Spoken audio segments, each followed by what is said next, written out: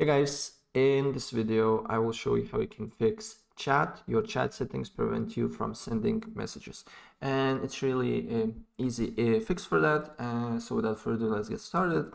First of all, of course, close Roblox client and open up your Roblox account on the browser. And once you do that, then log in, of course, to your account. And on the top right corner, you should see the little cog icon. So you need to press on that. The new menu pops up here and go to settings.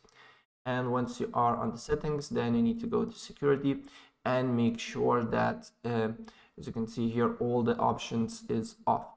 Security key is off, email and authenticator app also is off. And then you need to go to privacy, and on communication, set up to, as you can see here, who can message me, set up to everyone, and who can chat with me in app, set up to friends, and who can chat with me is set up to everyone. And it should be fixed, right? So that's pretty much it what I want to show you. And if I help you out, please press like button and subscribe for more. Take care. Bye.